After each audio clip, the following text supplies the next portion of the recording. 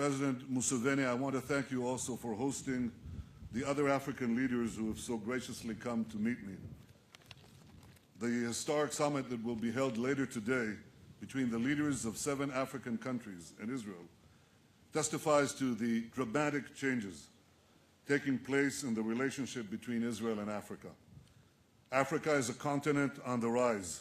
Israel looks forward to strengthening ties with all its countries.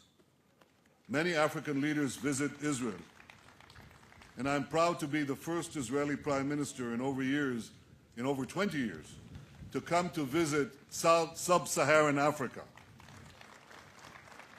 After many decades, I can say unequivocally, Israel is coming back to Africa, and Africa is coming back to Israel. All of our peoples will benefit greatly from our growing partnership.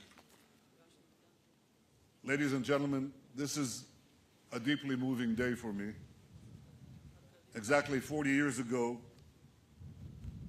Israeli soldiers carried out the historic mission at Entebbe, and now I have the privilege to return here as Prime Minister of Israel with some of those same brave soldiers and some of those brave pilots who flew them here. 40 years ago, they landed in the dead of night in a country led by a brutal dictator who gave refuge to terrorists. Today, we landed in broad daylight in a friendly country led by a president who fights terrorists.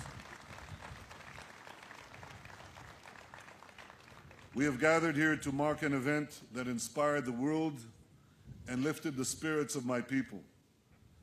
At Entebbe, international terrorism suffered a stinging defeat. The rescue mission proved that good can prevail over evil, that hope can triumph over evil, over fear. Today, savage terror is once again sweeping the world. We must recognize that the battle against it is indivisible. When terrorism succeeds in one place, it spreads to other places. And when terrorism is defeated anywhere, it is weakened everywhere. This is why Entebbe was more than an Israeli victory.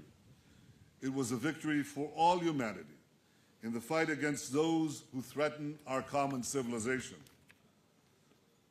The raid on Entebbe was a watershed moment in the life of my people. For centuries, Mr. President, we were stateless and powerless to defend ourselves. No one came to our rescue. We were murdered by the millions.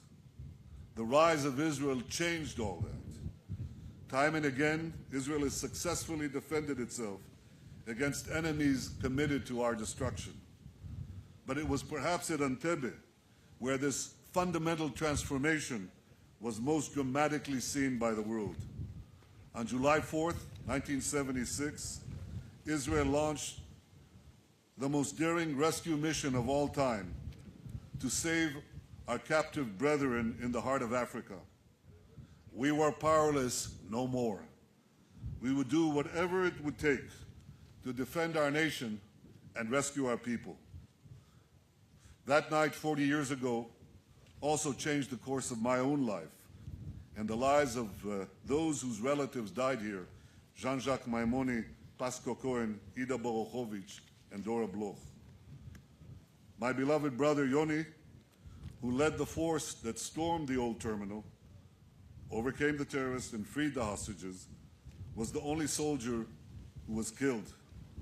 I learned from my brother and from others that two things are needed above all to defeat terrorism: clarity and courage. Clarity to distinguish good from evil, and courage to confront evil. Clarity is to know that nothing justifies terrorism. Nothing justifies the deliberate murder of the innocent, the systematic slaughter of civilians. We must condemn all acts of terrorism, whether they are perpetrated in Paris or Brussels, in Orlando or San Bernardino, in Tunis or Nairobi, in Hebron or Netanyahu. And alongside clarity, courage is the other indispensable quality needed to fight the terrorists and their sponsors in order to defend our values and our lives. Today, in this place, where free people delivered a devastating blow to the forces of terror, we and all the civilized nations must rededicate ourselves to the spirit of Entebbe, a spirit of daring and resolve, a spirit of courage and fortitude, a spirit that is determined as ever to defeat terror and to secure our common future. Thank you. Thank you all.